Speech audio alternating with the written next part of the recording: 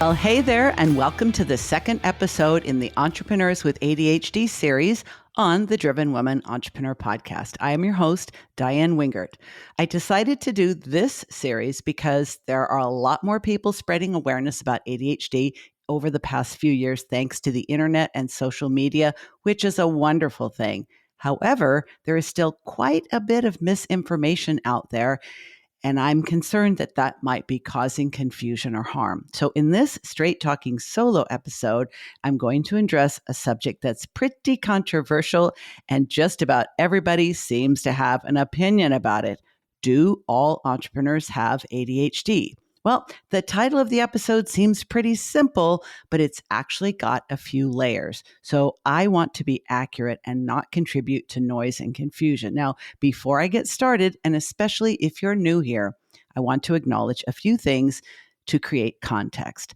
I have ADHD combined type and was diagnosed well into adulthood. I passed along my ADHD to children of different genders who happen to have different ADHD subtypes. I have been a licensed psychotherapist since 1998 and self-employed since 2010. I have started and run several successful businesses and have been a business coach and strategist for entrepreneurs with ADHD traits since 2019. I also want to acknowledge that I had access to healthcare, including mental health care, and the opportunity to educate and inform myself about ADHD and my ADHD, which is a privilege that is not universal. So while I don't know everything about ADHD or entrepreneurship, I do consider myself somewhat of an expert, whether by internet or more conventional standards. So let's go ahead and dig in, shall we? First layer of the question, what do we mean by the term entrepreneur? Well, according to Forbes, the word entrepreneur is used so often in so many different contexts these days that pinning it down is becoming virtually impossible. There are so many definitions of entrepreneur, but according to Forbes, there are 6 that currently dominate in the popular press, the how-to literature, and business education. So they loom large in the popular imagination. They are the noble founder. In my experience, these folks are often social entrepreneurs. The self-made success. I think of them as solopreneurs and used to be called sole proprietors. The entrepreneur by temperament, these are the folks that I call natural born entrepreneurs, and I've spoken about in previous podcast episodes, which I'll be sure to link to. The opportunist par excellence. When I read this, I was immediately reminded of the folks who jumped in and started selling toilet paper and hand sanitizer in the early days of the COVID pandemic at a huge profit. Then there's the risk taker, who is frequently a serial entrepreneur who is all about the dopamine. The innovator, who is more likely to be driven by the need for change and less so by the need for profit. And the large variety of small business owners, independent professionals, creatives, freelancers, side hustlers, wannapreneurs, and all manner of folks who consider themselves legitimate entrepreneurs in today's digital economy. So as you can see, it's pretty hard to pin down what do we actually mean when we say entrepreneur. So it's probably pretty obvious that it's unlikely that all of these different types of entrepreneurs would have the same type of neurobiological traits and tendencies, not to mention the fact that there are literally hundreds of thousands of people who have joined the ranks of entrepreneurs in the last decade as a result of job loss, relocation, difficulty getting hired for all sorts of reasons, and those who simply need the flexibility that's really hard, if not impossible, to find in a traditional job. So when it comes to point 1, what is an entrepreneur? I'd have to say that not all entrepreneurs have ADHD or even ADHD traits or tendencies. However, if you do have ADHD, especially the combined type, and I'll get into that more later, you're probably more likely to be an entrepreneur than not. Now, there are individuals with ADHD in each of the Forbes categories of entrepreneur, as I've described, but in my experience, they are more likely to be found in the self-made success category, the entrepreneur by temperament category, and the risk taker category if they were diagnosed in childhood and are male. Now, for the females who tend to gravitate to entrepreneurship but are diagnosed later in life, usually in adulthood, they, in my experience, tend to be more likely to be noble founders, innovators, or some manner of small business owner for all kinds of reasons, including social conditioning and the greater tendency to experience self-doubt and perfectionism and more difficulty with risk. Now, if you want to know more about these gender-based differences, my interview with Johan Wiklund in the episode previous to this one, the one that kicked off the Entrepreneurs with ADHD series, we had a fascinating conversation about how the genders sort of break down in what types of entrepreneurs we become and the specific challenges in entrepreneurship that we have. Now, if you didn't listen yet, Dr. Wiklund has ADHD, diagnosed well into adult life, is a professor of entrepreneurship, and does research and teaches emerging entrepreneurs who have ADHD at Syracuse University. So I have been following him for several years, and it was truly a fascinating conversation. So if you're interested in these gender differences and you don't just want to take my word for it, see what the research has to say. I've dropped a link to that episode in the show notes. So are you ready for point number 2? We've talked about what do we mean by the term entrepreneur. So now let's talk about what do we mean when we say ADHD. There are so many people who are self-identifying with ADHD, and many who know they have ADHD because they got officially diagnosed in childhood, but they've never gotten treatment. Or maybe they got diagnosed, but they've never gotten treatment. They just wanted to know. And I've actually met a number of people who have been diagnosed more than once and then forgot. I've heard this from so many different people that it doesn't really bring a chuckle anymore because I think it's just part of the makeup of folks with ADHD. They're struggling with something. They go to the doctor, they get diagnosis, they get a prescription. Somewhere between getting the prescription and filling the prescription, they get distracted or they lose the prescription or something else more urgent comes up, and then they don't get treated until the next time they get diagnosed. This is not at all unusual. So when we're talking about diagnosis, there are people all over the world who would absolutely qualify for the diagnosis, but they don't have access to someone who can make the diagnosis. Those folks have no choice but to self-diagnose. Then there are people who are kind of opposed to taking medication for any reason, for all kinds of reasons. And so they self-diagnose. Is that not legitimate? I don't personally think it matters whether you go to a doctor and get an official diagnosis. However, if you are self-diagnosed, I do not think it makes you qualified to help other people with their ADHD who are also self-diagnosed. I think we can get into a great deal of confusion and a lot of assumptions because my ADHD is not your ADHD. When someone meets all of the criteria but really doesn't have access to a licensed mental health professional or a qualified physician to diagnose them, they have to figure things out for themselves. But what about the people who do have access and decide not to? That's not my call to make. What's less understood and why I'm here to, get proper information into people's ear holes, at least the folks who listen to me, is so that we can be more accurate in the way we think about ourselves, in the way we identify ourselves, and how we deal with the things we need to deal with about ourselves. For example, a few years ago, people would say, oh, I don't have ADHD, I have ADD. That's actually inaccurate. If you go to the diagnostic manual, there are 3 different subtypes. It is ADHD, hyperactive impulsive type. That's the most rare one. There is ADHD, inattentive distractible. That's the one where people say, oh, I don't have ADHD, I have ADD. I'm not hyperactive. You might be and not realize it because it might not be in the way that other people are hyperactive. And then there's the combined type. In my experience, most successful entrepreneurs who have ADHD or suspect they do tend to be the combined type. Dr. Vickland and I talked about this quite a bit in the previous episode, so I'm not going to go deep into that here. But there are a number of different symptoms of ADHD. And again, I prefer the word traits instead of symptoms, but they appear differently in different people in different combinations because there's a whole long laundry list. But to get the diagnosis, you only need to have a certain number.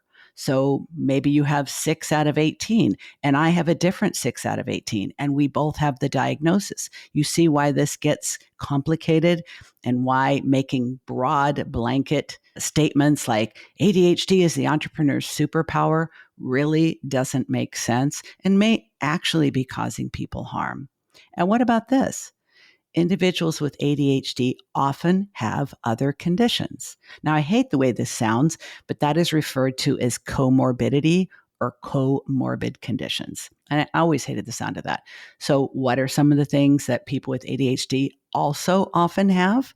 Dyslexia, autism, OCD, anxiety, depression, all kinds of other things. So you can't say people with ADHD are like this because what about those folks? They're not going to meet the same exact criteria as someone who doesn't have those additional conditions. And how about this?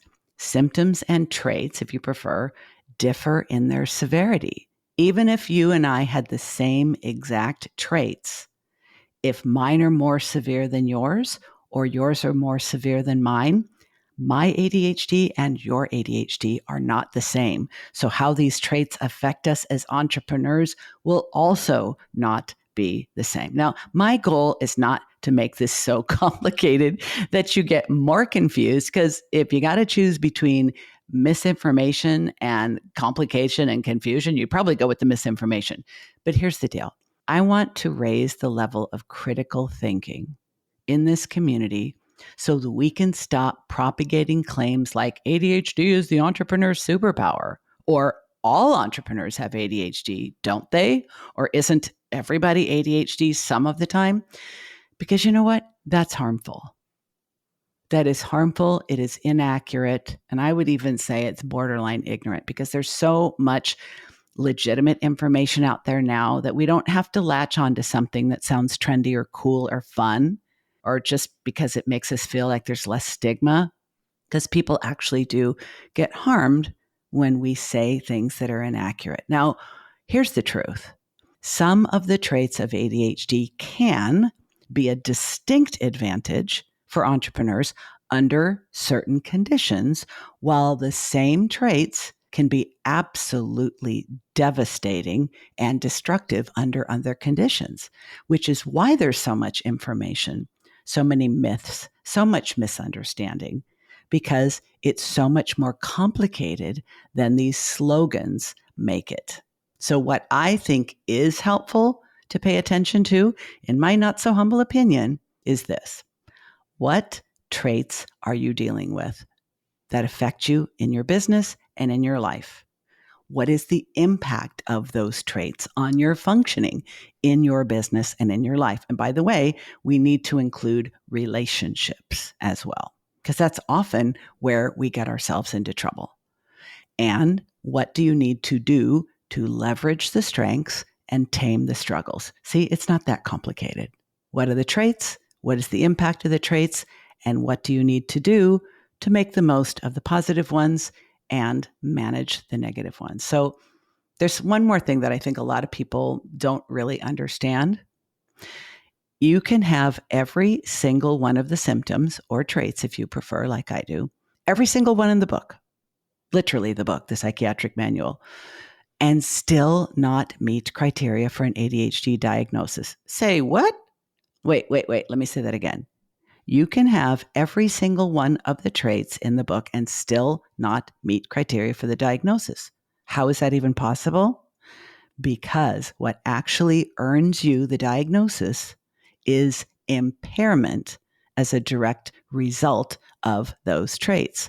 So if an entrepreneur tells you legitimately, and they're not trying to sell you anything like their book or their coaching program, if an entrepreneur tells you that ADHD is their frickin' superpower, then I say there is an excellent chance that they have the level of structure, systems, and support to eliminate the majority of the impairment that they would otherwise experience. And that person is very fortunate indeed, but they should not try to speak for or to all entrepreneurs with ADHD because most people do not have that level of good fortune. And lastly, why are we even talking about this? Why am I even dedicating an entire episode to whether all entrepreneurs have ADHD? Like, why? And it's because of this reason. As the number of people, especially women, who have figured out that they have ADHD and whether they get diagnosed or not, has continued to grow like exponentially over the last decade, as well as a dramatic increase in the number of people who are becoming entrepreneurs, it's only natural that there's going to be some crossover. And it's only natural that if these terms apply to you or you think they do, you want to identify your chances for success, even if you have a high risk tolerance, and you want to better understand the reasons for your failures and struggles. I am fully in support of that. Now, maybe it's skillful for some people to believe they have an entrepreneurial superpower and they believe that that's their ADHD. And you know what? If that helps them manage their fears, their uncertainties, their doubts, if that helps them get through the ups and downs, the uncertainty, the reverses of entrepreneurship, who's being harmed? Just don't propagate that to other people because it does not apply to everybody. I mean, here's the thing. According to Harvard Medical School, the placebo effect is responsible for increases in our neurotransmitters, the ones like endorphins and dopamine. So maybe believing that your ADHD is your superpower actually helps it become one. I don't see any harm in that. I mean, don't be delusional, but I used to think the placebo effect was a joke. My very first job, my very first professional job was in pharmaceutical sales. And I later was a social work manager in a major hospital. And we talked about the placebo effect all the time. Well, this drug is no better than placebo. But guess what? People who believe in an intervention are helped by it, while other people who take that same intervention but don't believe it'll work aren't going to get the same benefit. That is how powerful our minds are, with or without ADHD. So I've become a big fan of the placebo effect because if we think something's going to help, it will.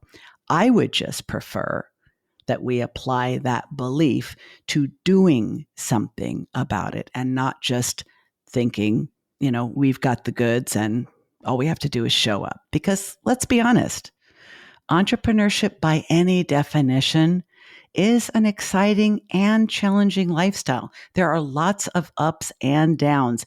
There are no guarantees and the risks are real. So in my experience, in my own life, in how I've raised my kids with ADHD and how I have been working with entrepreneurs with ADHD for the last handful of years, this is what I think is most important. Figure out what your strengths are, whether they are associated with ADHD or not. Figure out what your struggles are, whether they are associated with ADHD or not, and get solid guidance, support, and accountability from somebody who knows what they're talking about and will tell you the truth, not just what will make you feel good. In conclusion, if you would like that guidance, support, and accountability from me, there's a link to book a free consultation in the show notes, and I would welcome the opportunity to chat with you about how I can help. Okay, folks, that wraps it up. We'll be back next week with another episode in the ADHD Entrepreneur Series. I'll see you then.